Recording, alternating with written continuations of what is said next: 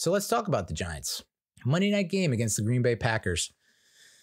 December 11th, 2023, probably the best day of 2023 for me personally on a personal level, not as a father, but as a single person. I had some good feelings about this game going into it. I think a lot of other Giants fans did too, even despite the fact that we typically stink after a bye week. Our record after the bye week is atrocious. Our record in prime time is atrocious, especially on Monday Night Football. All prior history was pointing to the fact that we're probably going to lose this game. The Packers we're 18-0 in December under head coach Matt LaFleur. The Giants ended a lot of streaks on Monday night. They ended a 9-game losing streak in home night games and won a primetime game in MetLife for the first time in 7 years. The last victory was December 11th, 2016. I don't think I was at the game. Was I at the game? I think I might have been at the game against Dallas. That was when Janoris Jenkins came up with that big pass deflection guarding Des Bryant. Dak Prescott was a rookie, and that's what gave us the division crown, was in that game. So 7 years to the day. Wow. We're now 1-4 in primetime games this season. And we had been 1-16 in our previous 17 regular season night games. I mean, everyone was asking for this game and the Eagles game on Christmas night to get flexed out. Like, please, we've been through enough. And we showed up and we showed out, you know? When I had put out the preview for the Packers game last week, Dable had not announced yet that Tommy DeVito was going to be the starter. And I had pushed for Tyrod Taylor to start because I thought he's the veteran. I just felt like he was the better choice. You know, he's the vet. And I don't know, you know, after seeing what Tommy did against the Commanders and the Patriots, that's enough. But I don't think I gave the Patriots defense enough credit. And if you look at Tommy's numbers over the past 4 games, he's improved every single game. And really the biggest knock on him was he takes too many sacks, right? He takes deep shots and he takes risks and he likes to push the ball down the field, which is awesome. But he also holds on to the ball too long and he misses checkdowns or people that are underneath, or he tries to scramble when he can't. There's no lane or avenue or what have you. So, and he's improved, and now that's not an issue anymore. I mean, it's still a minor issue. I mean, you know, he completed 81% of his passes on Monday night, 158 yards, a touchdown, no interceptions, and a passer rating of 113.9. So his third game with a rating higher than 100. He has not thrown a pick in his last 87 passes. That fucking touchdown he threw to Isaiah Hodgins is next level. Very few quarterbacks in the league can do that. I'll say it right now. I don't think Daniel Jones could have made that throw. And I don't think Tyrod Taylor makes that throw, at least this season. They have not shown that they can make those throws this season. At least Daniel Jones. Tyrod Taylor, he had a couple nice throws, I think in the Buffalo game, and, you know, just taking deep shots to Hyatt and whatnot. So less confidence in Daniel Jones, which is, it's just weird how that the order has been reversed. Like Daniel Jones is the starter, Tyrod the backup, DeVito the emergency starter, third quarterback. And now it's completely flipped on its head where it's like, I didn't believe in the guy. I wanted Tyrod to start. I thought this was not a sham or a hoax, but I was like, this is a nice little story, but it's not, you know, they're going to figure him out, you know, and I couldn't have been more wrong. Dude was 4 for 4 for 53 yards on the game-winning drive. Looked cool as a goddamn cucumber. I'll say it, kind of like Tom Brady in the Super Bowl against the Rams. I think the biggest difference maker was he carried the ball 10 times for 71 yards. So some of those carries were designed, right? Run option. Some of them were just, you drop back, you take a look at your first and second read, it's not there. there's a hole and you take it. And for whatever reason, Green Bay did not put a spy on him, which was a huge mistake. And they got gashed several times because of that. I think if you take away those 71 yards and they have a spy on him, the game turns out a lot different. So, like I said, he wasn't sacked at all, which is a rarity, In our previous 4 games, Giants quarterbacks have been sacked 28 times, the highest 4-game total in franchise history. And only 2 quarterback hits. So even though he did experience pressure, they kept him clean. They kept him upright, and that was a huge factor, And I think we have a pretty good thing going on that offensive line. I think a lot of people would agree that probably half of the sacks that Devito was taking was because he's just holding on to the ball too long. He's got to learn how to throw it away, or check it down, drop it off. So I think they're coming around. I had my doubts about Andrew Thomas. Like, is he going to hold up? He's got that sprained MCL, torn ACL. And although they had a bye week and they were able to rest up him and Dexter Lawrence, there were still question marks surrounding them. Is Bobby Okereke going to hold up? He's dinged up to all hell. So, but that offensive line, Andrew Thomas, Justin Pugh, John Michael Schmitz, Ben Bredesen, and Tyree Phillips.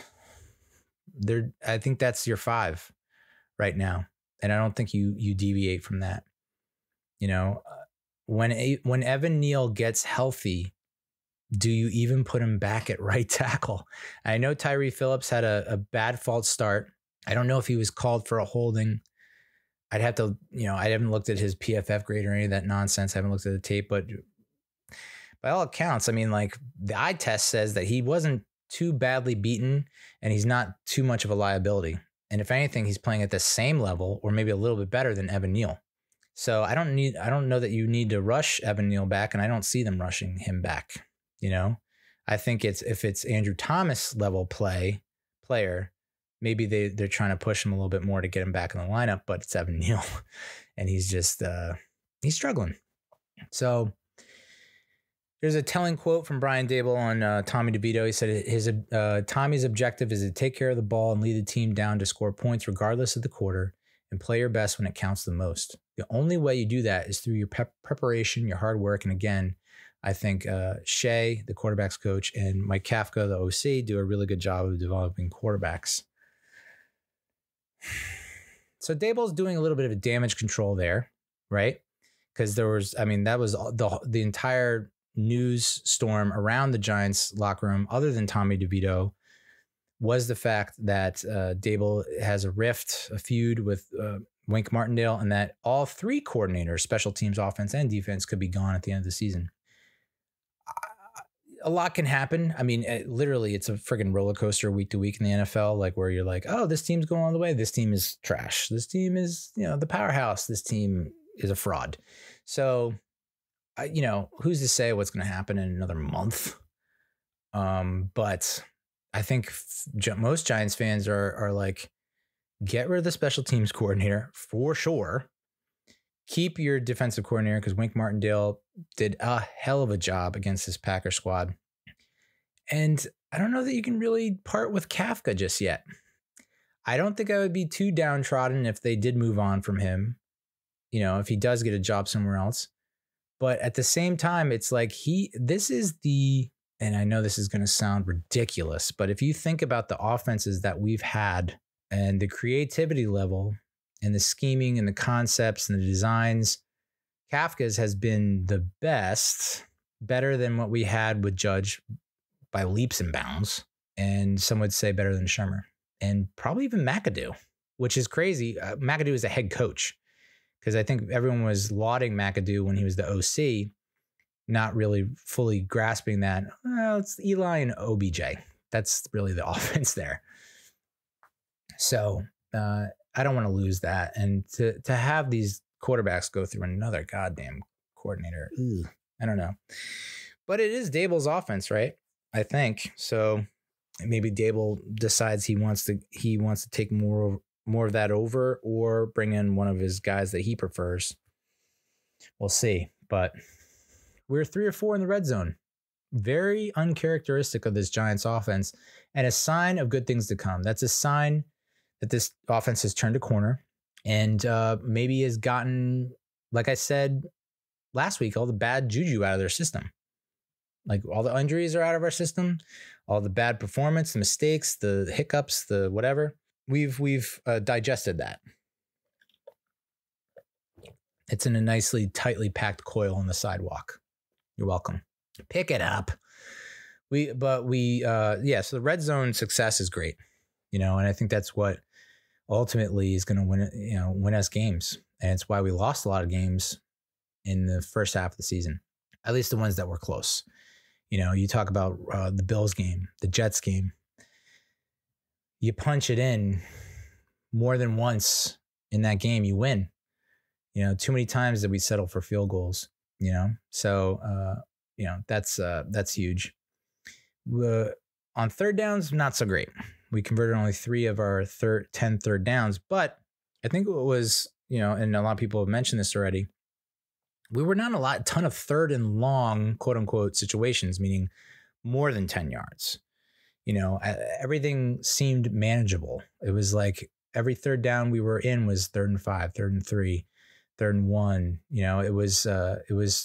It felt attainable. It felt like we weren't going to have to surrender, the fourth down, there was 2 fourth down plays, 1 fourth down play. Here's what I don't understand about fourth down plays, and it seems to be a debate that has raged on for way too long. Whenever it's 4th and short, everyone says, if we don't go to Saquon, they go, you have the best player in the league, one of the best running backs in the league in your backfield, and you're not going to give it to him, your best playmaker, on 4th and 1 when you only need 1 yard? And I'm thinking, if you're thinking that, the opposing defense is for sure thinking that. And so they're going to stack the box and they're going to go for him. To me, the play that makes the most sense all the time is play action. Heavy set, play action, and a boot. And you're going to have a guy open 9 times out of 10 for sure. So that's the call I would go with. Either heavy set, play action, boot, or you spread it out. And I know people don't like to see a shotgun formation in that situation to give up all those yards to gain 1. So I'd say spread formation, quarterback under center, or even spread formation wildcat, which they did run the wildcat a couple of times. The one time Saquon barely handed it off to Wan'Dale. I guess he wanted to keep the ball on that one exchange. And Wan'Dale takes it for 32 yards, which I thought was incredible. Barkley had 86 yards and 20 carries. People were acting like he didn't do shit in this game. I don't know what you were watching. 15 receiving yards and 3 catches. Became the 5th player in Giants history to rush for 5,000 yards. Brandon Jacobs is 4th. Joe Morris is 3rd. Barkley now has more than 2,000 receiving yards to become the 4th Giant with 5,000 rushing yards and 2,000 receiving yards, joining Tiki Barber, Alex Webster, and Frank Gifford. For reference, you take out Tiki and that's not happened in a long, long time.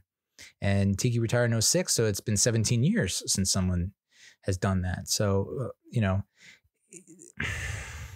I know people are pissed we draft him at 2. I know they're pissed that we franchise tagged him. I know they're pissed that we're probably going to sign him and make him a Giant for life. I'm not. I will back that decision to draft him. I will back the decision to re-sign him, even if it puts it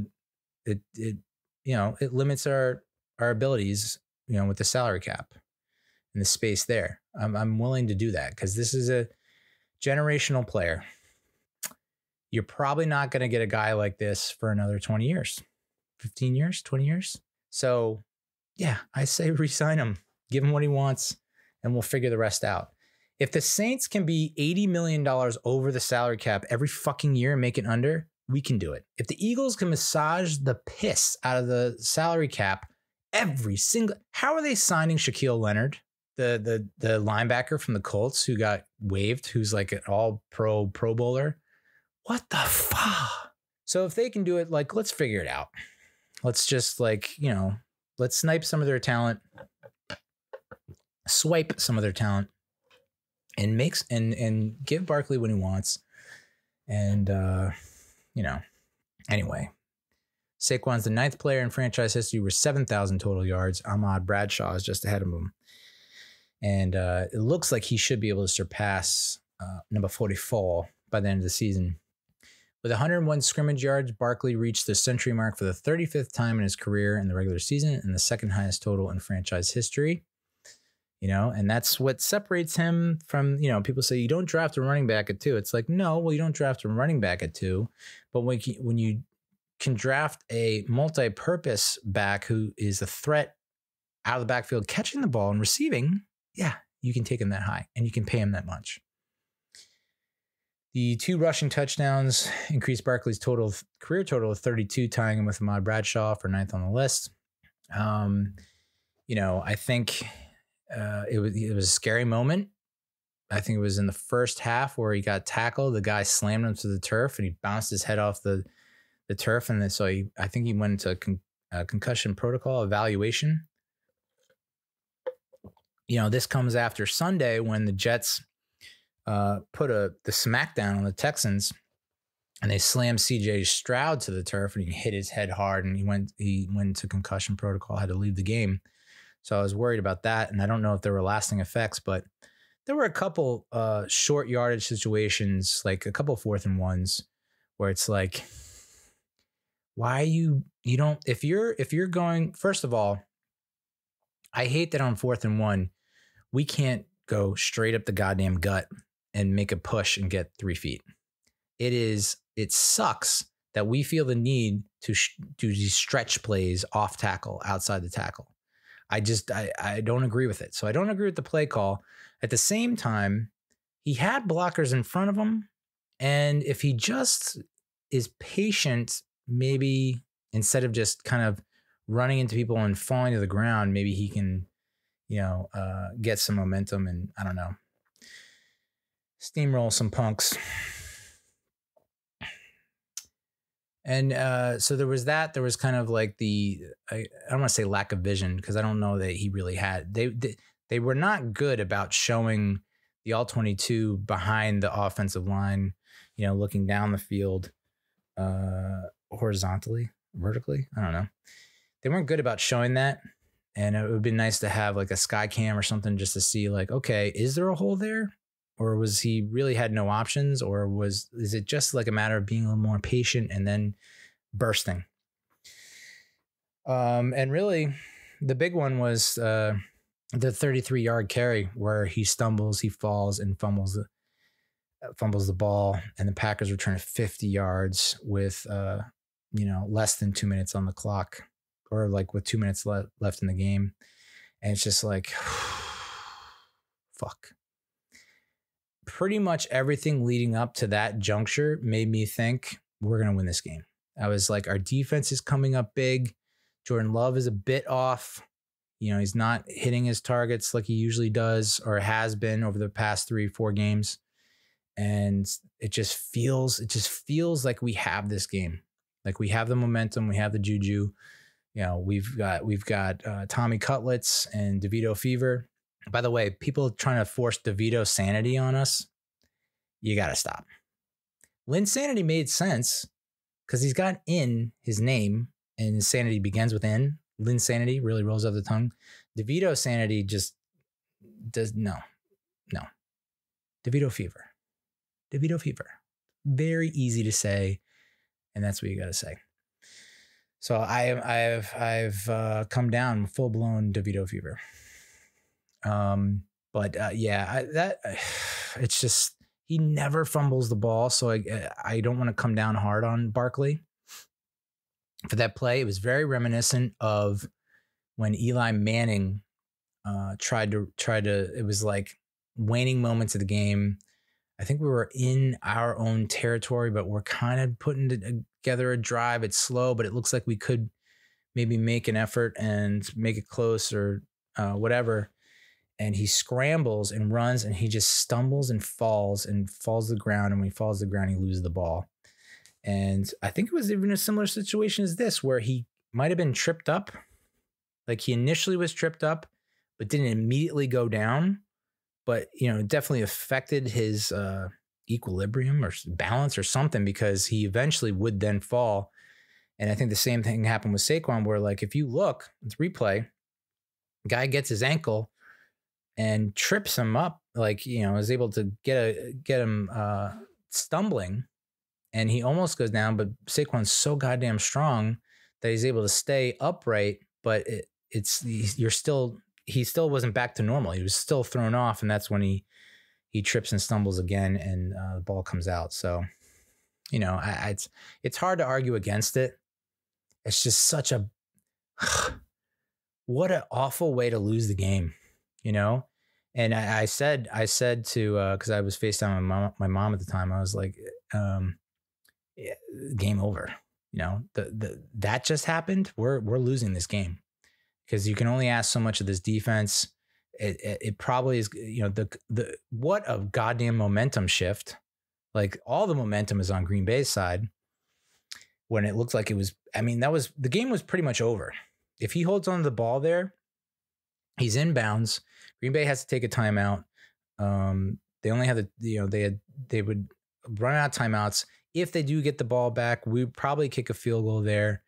And then, it's 21-16. We kick a field goal, although, Randy Bullock, kick a field goal 24-16, and they would have like a minute or less, and they have to go down the field and score a touchdown and get the 2-point conversion. I feel a lot better about our odds there. So I could just tell, and a lot of the plays leading up to that touchdown, I mean, there were so many instant replays and reviews in this game. It was just like everything. I mean, the Wan'Dale Robinson catch on the sideline was incredible.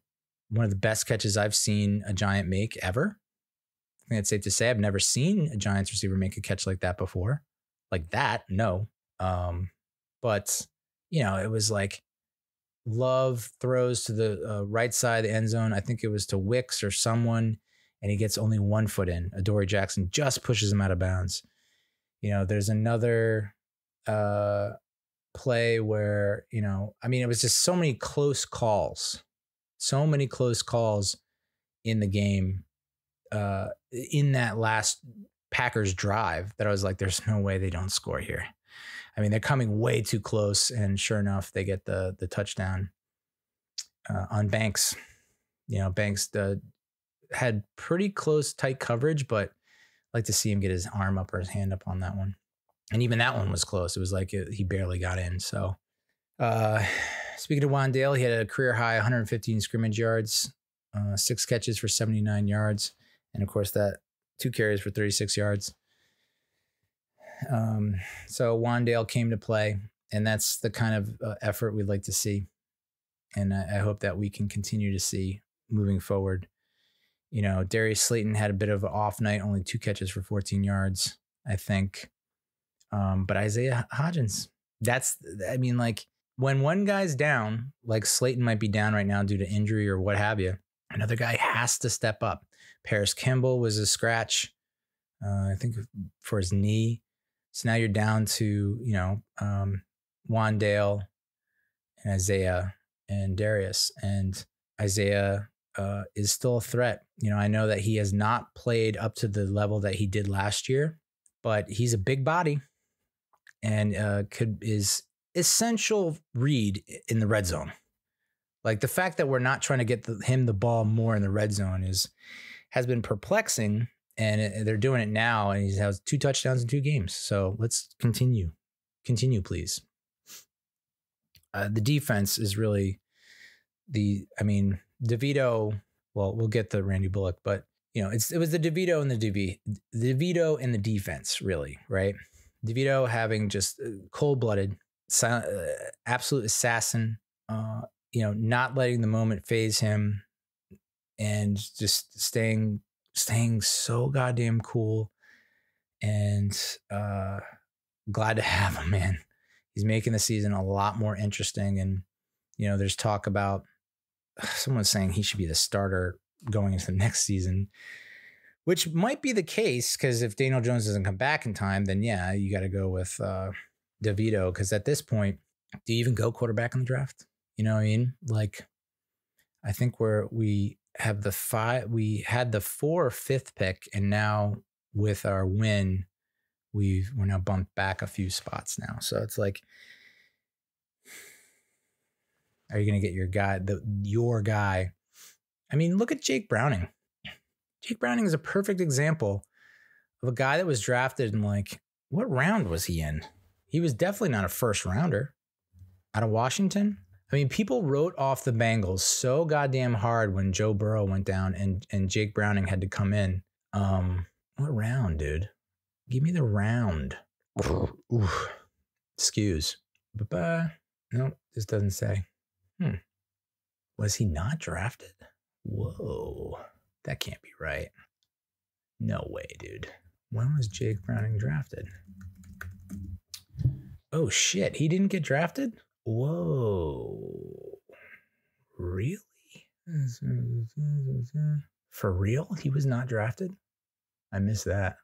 Well, I mean, Tommy DeVito, not drafted. So all these goddamn people on Twitter that every day talk about how the Giants are not going to be able to get Drake May and Caleb Williams and blah, blah, blah, blah, blah. It's like, shut up, dude.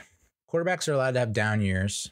And Tommy DeVito is just like an excellent example of a guy that like wasn't drafted, but just works his dick off, studies hard and talks with the coaches and, is just, I don't know. So I'm fine with not getting a top quarterback in this class. And if that comes back to bite me, I'll live with it. Okay. But the defense is the unit that really stepped up big time. They surrendered only 326 yards of total offense. That's from a Packers team that was averaging something like almost 400 yards of total offense a game over the past few games. Defense also forced 2 turnovers. We got the Jason Pinnock interception, which I know Matt LaFleur was losing his mind on the sideline, wanted a defensive holding called because I don't think he could have called pass interference on that because the ball was so far underthrown. I think it was on Cordell Flott. Cordell Flott had an awful game, and it actually got benched in favor of Darnay Holmes. So that's a bit discouraging. I feel like he was pretty much the only guy that was underperforming on the defensive side of the ball. Everyone else really came to play. On the interception, we got a great pressure from Xavier McKinney. I thought he got a piece of the ball, but I think he did at least affect the quarterback. Like I think Jordan Love was definitely affected, maybe caught him in the corner of his eye as he's trying to make that throw. We got the strip fumble by Kayvon. I mean, I don't know if I can apologize enough about ever thinking, remotely considering that Kayvon Thibodeau is a bust. Apologies, my sincerest apologies. Like this guy is an absolute beast, a stud to the max. He's got how many sacks on the year so far? 12 or more, and making big plays in big moments. I think I criticized him early on because he was getting sacks that were like coverage sacks that was like, or we're in a blowout and you get one in garbage time. It's like, Now he's making impact plays like he was making towards the end of last season, especially against that Commanders game. So the Giants defense now has 7 different games with multiple takeaways and have totaled 22 turnovers on the year, which is tied for 5th most in the NFL and just 2 shy of the league lead. Whoa, dude. I mean, if they can continue at that clip, it's kind of hard to see us lose, which is crazy because we've definitely had games where we've gotten like 4 turnovers or 3+ turnovers and lost big time. I think it was against the Dolphins and the Cowboys. So not sure why I said that, but I think with the offense clicking like it is now, I like our chances a lot more. Opponents are converting just 35% of their third down attempts against the Giants, which is the 4th best mark in the league. Awesome. You get off the field. I think that was a huge issue in a bunch of the games that we got blown out, where it's like we are forcing these great offenses into 3rd and longs, and then we're just letting them convert. What the fuck? The defense's average drive time of 2 minutes and 35 seconds allowed is the 5th lowest. So, yeah, I mean, I think they're hitting their stride big time. And, I think we still do miss Leonard Williams, but I do think Ashawn Robinson and Nacho have stepped up a considerable amount. You have Jihad Ward filling gaps. Bobby Okereke is playing at an all-pro level. Azeez Ojulari got a half sack, which is good to see. I know Thibodeau got a half sack with Micah McFadden. It's just, like I said in one of the videos last week, from week to week, you don't know what you're getting with this defense. I mean, I think a lot of people felt good about our chances against Green Bay, even with them coming in so hot. But then you have games like you did against Dallas, and you have games like you did against Miami, where it's just like they just completely not every drive was a great success, right? We did hold them to 22 points, but we like gave them 3 points at the end of the first half, which I did not like. I was like, what is happening? We're not playing like we have been for most of the game so far. We did limit to Green Bay to just 5 conversions on 14 third down attempts, which is a little less than 36%. They usually convert over 43% of their third downs, which is 6th best in the league. So, and like I said, Jordan Love was missing open throws. And I know I've been like in love with Tommy DeVito and singing his praises, but there were a couple of open receivers. He had Wan'Dale Robinson open for a first down or a big gain. He had Saquon Barkley open for a first down. He missed it. So he missed. I mean, he didn't miss many. I mean, 81% completion is pretty legit. And so he didn't miss many, but the ones he did miss, they weren't throwaways or like passes defended. It was like, these guys are open. Got to hit them. Even on some of the scrambles where he did pick up really good yardage, if you look, I mean, I felt like I saw the same play over and over where he drops back and he doesn't feel like he has the time to hit Jalen Hyatt on the deep crosser, because it felt like there were 2 big runs that he had where Jalen Hyatt is just about to, he's in between the safeties that are dropping back on the deep pattern, probably Slayton. And he's beyond the linebackers, and he's just about to get past that slot. I think it's the slot guy or the cover 3 corner on the other side. But if DeVito just takes a moment, sets, and leads him to the sideline, I mean, those are big gains. So hopefully he picks that up in the film study. I mean, he's getting better every week. So you can only ask so much of the guy. He's undrafted. It's his 4th start. It's just incredible. So, Deonte Banks led the team with 12 tackles, 9 solo. He did break up a pass intended for Samori Toure in the end zone on a 3rd and 10 from the Giants 30 late in the 4th quarter. That would have been bad. That's for sure. So that was a huge play, and that's part of the scouting report on Banks, right? That has been since his time at Maryland, is like he, even when he does get beat, he makes up the ground and he breaks up the pass. So he rarely gets beat deep. Although I do wonder if Jordan Love were more accurate, or if you're looking at a Brock Purdy or Dak Prescott, I can't believe I just said that, but a more top echelon quarterback, they probably would have put it in a better spot, better ball location, and Banks would not be able to defend it. But sometimes the ball bounces your way. The Packers had to settle for a field goal there. They also had to settle for a field goal after that Azeez Ojulari, Dexter Lawrence sack parade, and missed it from 45 yards. So that was huge. Packers were 2 of 5 in the red zone. So you win the red zone battle, you win the game usually, right? I mean, that's basically how that goes, unless you're just a big play factory. I don't know. I mean, it does suck that it feels like they do take off a drive or two, even in the games where they're like the Jets game. It was like, what happened on that last goddamn drive in the regulation? What happened? Gah! Like, you're playing lights out the entire game, and then it's just like one drive. They just like, it's like the controller, the controller got unplugged or disconnected. Jesus, Neil. welcome to the 2020s. So defense came to play. And then special teams. Darnay Holmes had a nice strip on a punt return that put us in big and nice position to score. And then Bobby McCain is not, I don't know if Gunner, typically the punt returner, Gunner in that situation, who I can't believe he stayed in the game after he got rocked on that one play where the Packers player ran into him, or he ran into the Packers player.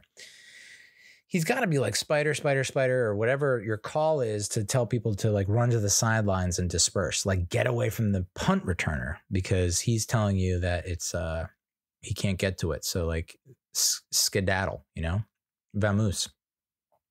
I guess Bobby McCain didn't hear him or reacted too late, and he touches the ball and he gives the Packers prime position at the Giants 14. So special teams still not great. Randy Bullock missed a 48-yard field goal attempt. I'm not too surprised by that. I don't like his odds. Pretty much every time he goes on the field, I just don't like. I don't anticipate him making it. With Graham Gano, it was like 50+ yard field goal. This is Mr. Automatic. Put it on the board. But with Randy Bullock, it's like it's a flip of the coin, and that's why even on the game-winning field goal, I'm like, they're not close enough. Like even after Wan'Dale Robinson makes that big catch, DeVito with the absolute laser rope to Wan'Dale Robinson along the sideline that he runs for, into past the Packers 30. Normally you would be like game over. And I think even Joe Buck, you could hear in his voice, he thought the game was over. And then I thought we kind of just like phoned it in terms of the play calling and our execution on the next few plays, where it's just handoff Saquon, handoff Saquon. Even on third down, I don't think third down was the time to do it, but I think like second down, like after that first run where it's like he gets a little bit of positive yardage, 2 or 3 yards. We're now at the 20-something yard line, almost the 25. Like they're stacking the crap out of the box. Play action boot. If you don't have it, you can stay in bounds and fall the ground. I don't think they thought that we had the balls to throw a pass there. And like the good teams can do that, where you're thinking run, everyone in the building is thinking run because you want to run down the clock. And then you play action and throw it and complete it. Like that's what the really great teams do. But, I think ultimately it turned out fine. But I was like, he's going to miss this kick. I flash back to, anytime I think of Randy Bullock, it's him missing a big kick. And sure enough, they put up a graphic right before he makes the kick. 7 of 13 on game tying or game winning kicks in the fourth quarter or overtime. 7 of 13. It's literally a flip of the coin with this guy. So I'm sitting there going, he's going to miss this. He missed a 48-yarder. He looks like he's shitting bricks on the sideline. My mom's like, oh my God, the ball fell over. When he's setting it up on the tee and the ball falls over, it's like, it just does. The optics aren't great. It doesn't look like he's got all the confidence in the world, He's not exactly like Lawrence Tynes sprinting onto the field despite Tom Coughlin's, screams to not do that. And so I was like, I just don't like this at all. And he made it. I'm not going to say he nailed it, because like if that kick was from like 44, I think he comes up short. Like he really did not put his all into that kick. He was so focused on just like, I'm going to take a nice, easy swing of the leg. I'm not going to drive this ball at all. I'm just going to make sure it goes straight, up and straight. Because like there was not a ton of distance on that kick. I didn't look like it. It kind of just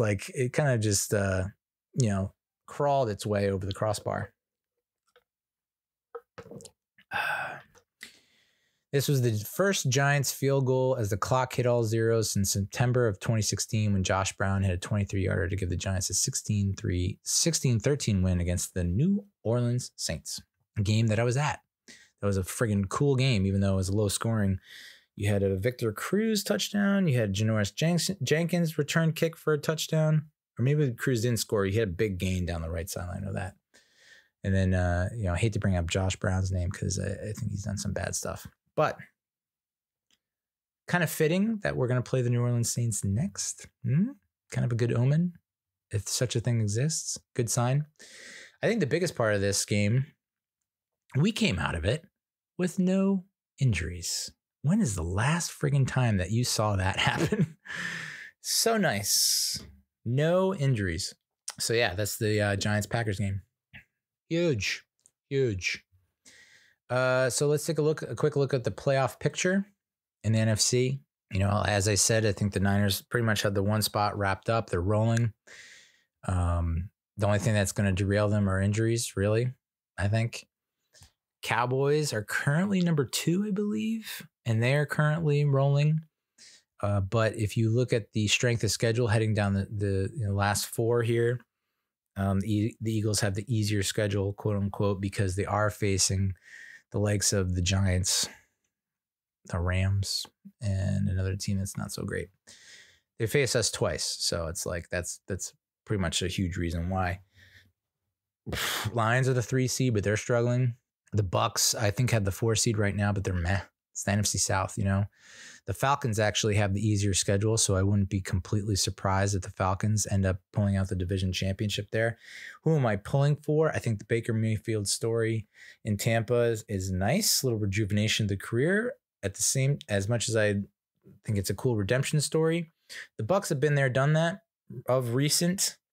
The Falcons have not, and I think I'd like to see the Falcons. So the Falcons might be NFC South champions, even though I know people are not too crazy about how Desmond Ridder plays. Eagles are currently 5, but they could very easily be number 2 when it's all said and done. They are struggling big time.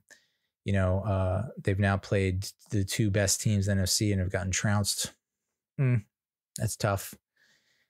So what does that mean for the Giants? I mean, I said this last week, but like literally, I can see us beating the Rams and the Saints.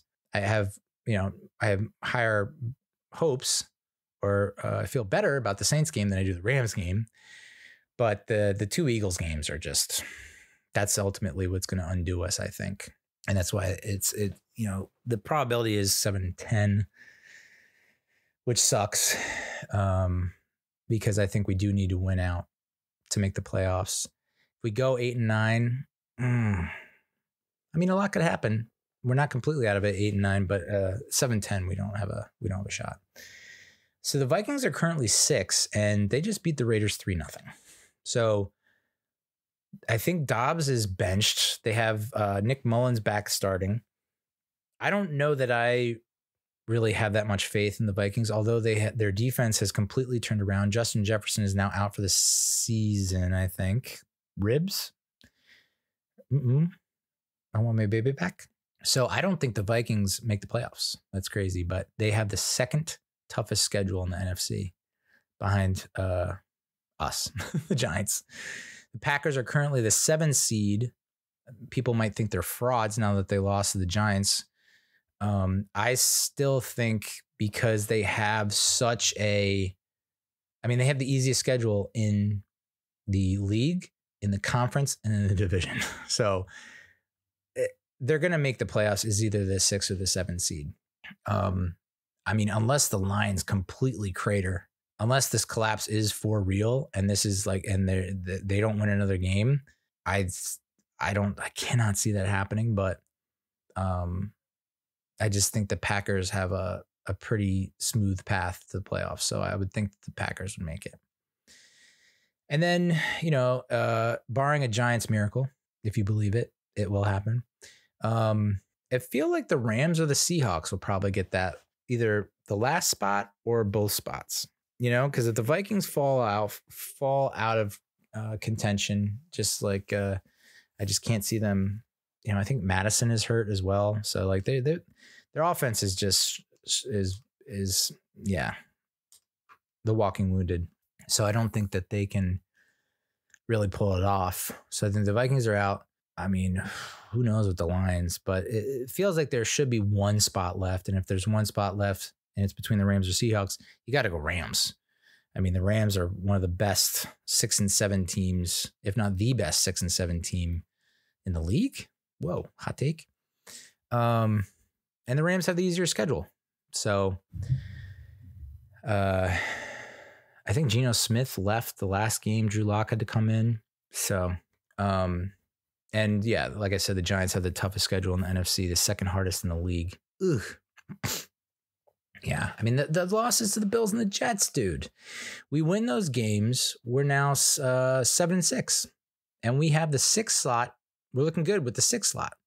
Now, ultimately, I think we would drop to the 7th slot because I think we still would drop both games to the Eagles. Or if not, if they, I think I had us going 10-7 at the beginning before the season started. The Bills and the Jets games and that Raiders game. I mean, that Raiders game, I don't know what happened. I mean, we got blown out, but that's a game that we should win. If Daniel Jones doesn't get hurt, I don't know. He didn't look great at the beginning of that game. So maybe he doesn't turn around and we still get blown out, or maybe he pulls what he did against the Cardinals and has an awesome second half. But yeah, I mean, the Vikings, second hardest schedule. Lions, the third hardest schedule in the NFC. The Cowboys have a pretty hard schedule. So the teams with the softer schedules, Packers, Eagles, Falcons, and those are the guys that, those are the teams that I think will probably end up securing playoff spots. Falcons, Packers, and Eagles. And then, so with that, let's talk about the Saints game. New York Giants versus the New Orleans Saints. Here's the preview coming at you. Sunday, December 17th, at 1:00 game at the Superdome. The Saints are favored by 6. I would think that line moves a lot before kickoff on Sunday. I don't know how you can, we'll get into it, but the over-under is 36.5. And the Saints Vegas has Saints by 6. I believe they also had the Packers by 6.5, maybe more. So Vegas thinks these Giants are a fluke. In terms of Saints leaders, Derek Carr has thrown for almost 3,000 yards and 13 touchdowns. Chris Olave is their leading receiver with 918 yards and 4 touchdowns. Alvin Kamara is their leading rusher with 564 yards and 5 touchdowns. So not exactly a banner year for Alvin Kamara, which is hard to fathom.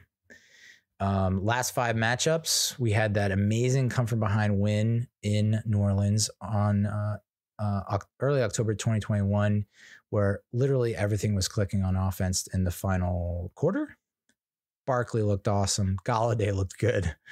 Kadarius Toney looked good. It was just like, oh my God, we are a juggernaut. And we rarely win in New Orleans. So to come back and win that was... it had me believing in the 2021 Giants big time, and they really collapsed at the end of that season. Previous to that was September 30th, 2018. That's when the Saints took it to us on our home turf, 33-18. I think I wrote a blog, basically a eulogy for the 2018 Giants, saying, "Is this one of the worst offenses in Giants history?" Little did I know. 5 years later, September 2016, that was the game we talked about in the Giants Packers recap. Giants 16, Saints 13. Like I said, Janoris Jenkins blocked field goal for a touchdown. Victor Cruz, big catch down the right sideline, and Josh Brown with the game winner at the end. November 2015, this was this is the Day of the Dead. It's the day after Halloween, November 1st. I was working at StreamCon at the Javits Center, an event that was so pathetic, the booth that I set up. But it was a last minute thing, and I was just like, I don't care about this. This is ridiculous. That was a shootout for the ages. Saints 52, Giants 49. Of course, we had that bullshit. Was it a punt return? What was it? Where the punter maybe barely touches the face mask of the guy. They get an extra 15 yards, and then hit the game-winning field goal to end it. So that really felt like we had what it took to win that game. And it sucks because that was one of many games in 2015 where it's like came down to the wire and we just came out on the losing end. And then December 2012, the David Wilson come-out game. Giants won 52-27. David Wilson held himself a hell of a day. And we were all thinking, oh my God, we have one of the biggest, best weapons in the NFL. And then he had his neck issue. So Giants lead the all-time series 17-14. Saints are 3-3 at home. Giants are 2-5 away. We're 6-7 versus the spread. They're 4-8-1. We're 31st in points scored per game, 25th in points allowed per game, which is goddamn. It's like you take out the Cowboys and the Dolphins games. Where are we at then? We're definitely at 20. We're not in the 20s, right? We're about average. The Saints have scored the 50, they're around average, 15th most points scored per game, 10th most points allowed per game. So their defense is legit.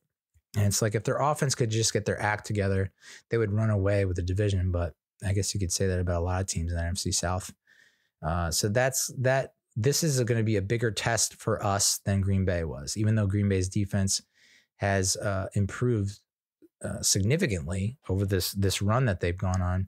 The Saints, I think, are the better defense, which is interesting because the Packers beat the Saints. I think it was like 17-16 at Lambeau. So, but I still think we might have more troubles with the Saints D than we did the Packers D. +6 for us in the takeaway department, which is 6th, and the Saints are +5, which is 9th. So that's going to be that should be a huge determining factor. Is like, can our defense continue to force turnovers, and can Tommy continue to hold on to the ball, not turn it over? We're dead last in passing yards per game, while they're 14th in passing yards per game, which is feels low, Chris Olave and I don't know, and Michael Thomas is still playing, but Alvin Kamara, it seems like that they should be a top 10 passing offense. And I think trouble's brewing in New Orleans. Like there are all these reports about how the players, like offensive linemen, are yelling at Derek Carr, and so it just feels like they're in a state of disarray on the offensive side of the ball. We are 14th in rushing yards per game. They are 20th in rushing yards per game. We're 18th in defensive passer yards allowed per game. They are 7th, and we're 29th in rushing yards allowed per game, and they're 26th. So I would imagine that you would see a lot of running. I think this is another game where you got to give Saquon the ball, hand it off to him 20 times. If we can hit that 20 mark, I think we're in a good position, good spot. And like I said last week, it's just if the defense keeps it close, the offense keeps it close, and Saquon is bound to break out in the second half, definitely the fourth quarter. It just feels like he's always getting big chunk yardage when the other defense is probably worn down, and that's when he kind of explodes. And so I think that's going to be the key, right? We got to continue. The offensive line has to continue to perform at the level that they are. And DeVito continues to make smart choices and is decisive. I think that's what the issue was with even Tyrod, but Daniel Jones to a much bigger extent is indecisiveness and not pulling the trigger. Like, would Daniel Jones have thrown that ball to Isaiah Hodgins in the corner? I don't know, dude. I think he might have thrown it away. I think he probably would try to run with it. And that's sad because I think he wasn't like that last season. He definitely wasn't like that last season. So maybe time away from the game and seeing Tommy do what he does will remind him and, jostle something loose in his brain, and it'll be like, okay, yeah. Will we win this game? Yeah, I think so. I have confidence that we'll win this game. What becomes the issue is that if we win this game against the Saints, we then have to go into Philly for Christmas on Monday night. We stink in Philly. We stink on Monday night. But then again, the Packers were 18-0 in December under LaFleur before they played us. The Patriots were undefeated in 2007 before they faced us in the Super Bowl. Lamar Jackson had never lost to an NFC team in his entire career as a starter, and we beat him. So never say never. Justin Bieber, shout out. But you win that Saints game, and you're feeling good, right? You're like, okay, and now we just have to sweep the Eagles, like the best team in the NFC last year, second best team, and what could be the second or third best team in the NFL or the NFC this year. And we've just completely struggled against them. We're just getting, it's not even competitive. So we'll see. But that Eagles defense is not what it was like it was last year. They don't look great. James Bradbury, I think, has taken a step back, and they're allowing a lot of passing yards. So, and the offense doesn't look too high powered. We'll see. But my God, you beat the Saints and then you beat the Eagles. I believe that Rams game is at home on New Year's Eve, dude. Oh my God. That game is going to might be the loudest game that you ever hear. Yeah. It's in MetLife. Ooh, baby. And I'm not saying we're definitely going to win that game, but man, if we bring the motherfucking pain and the noise in MetLife, pack that stadium, and drown out Matt Stafford. It's Matt Stafford. I looked at his fantasy stats recently, and he is just blowing up. He's really hitting the apex. So I do think they just lost the receiver Tutu Atwell, but they have Puka Nacua, they have Cooper Kupp, and that's, can you just double team, let Puka Nacua beat you?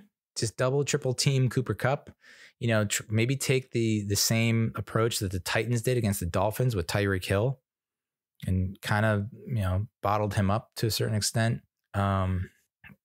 That's what I'm really looking forward to, is that Giants, if we can beat the Saints and the Eagles, which is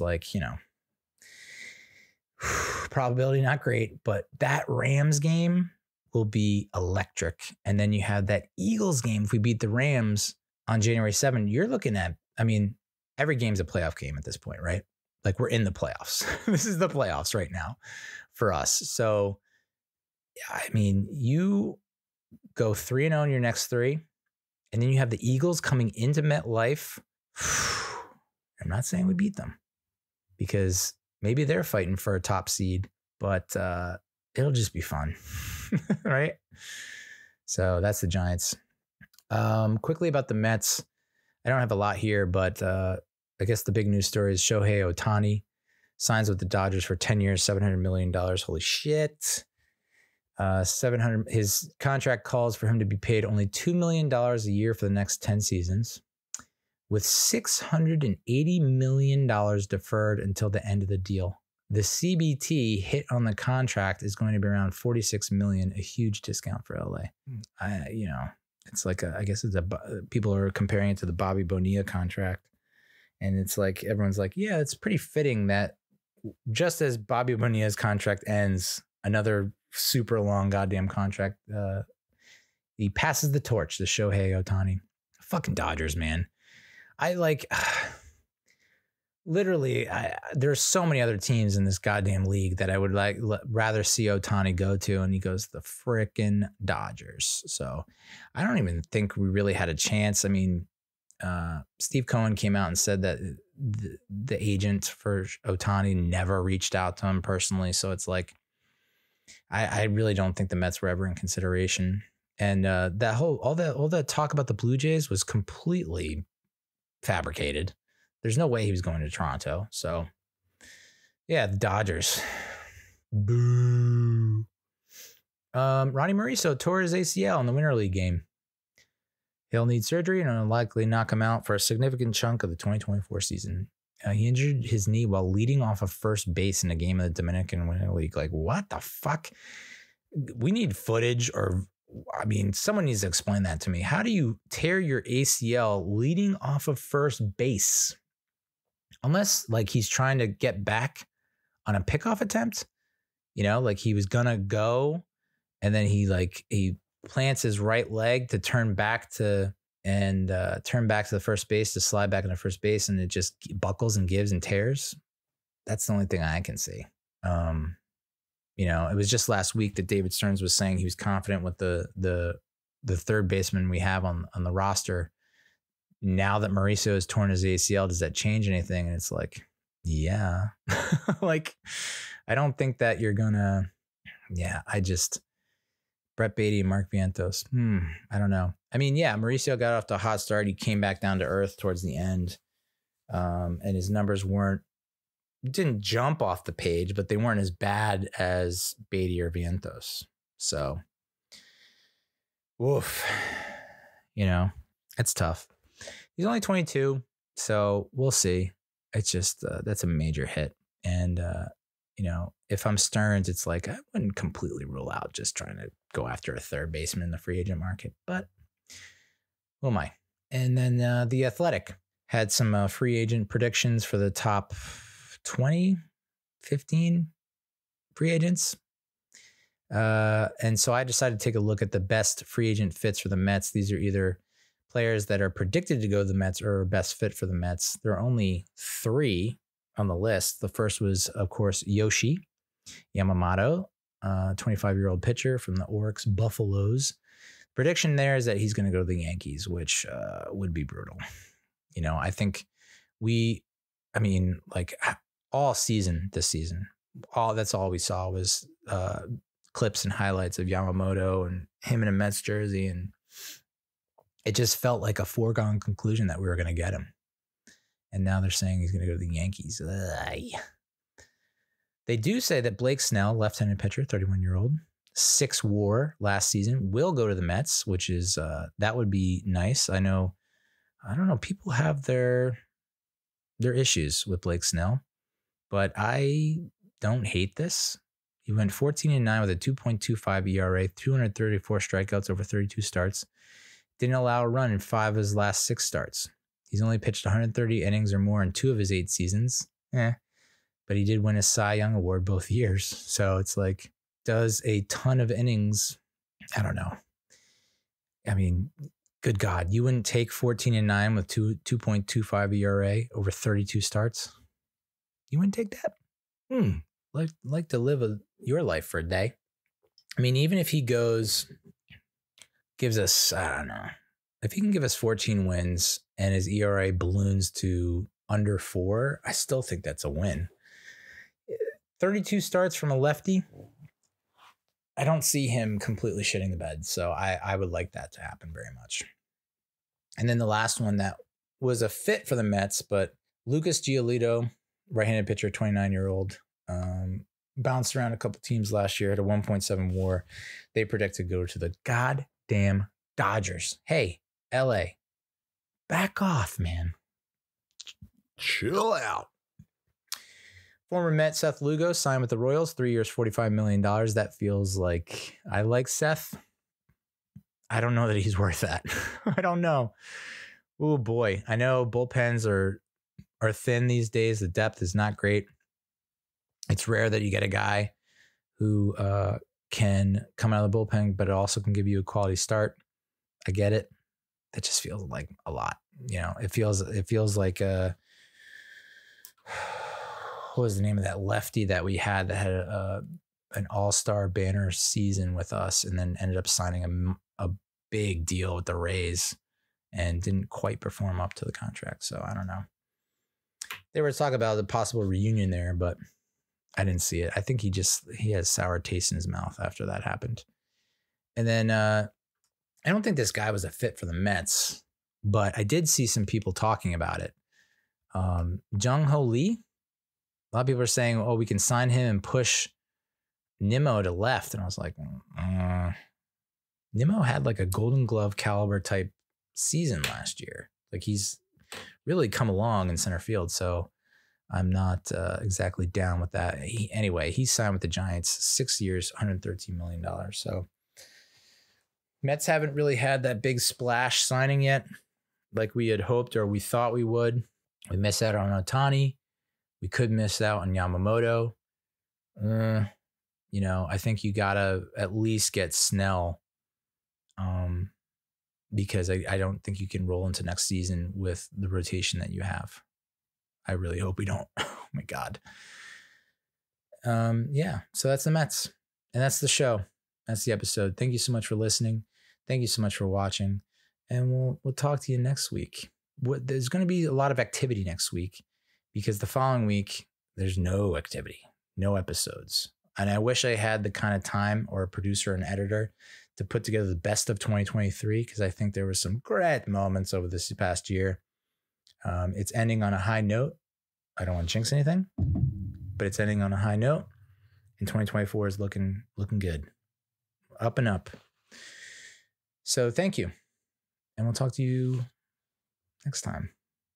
Adios, muchachos.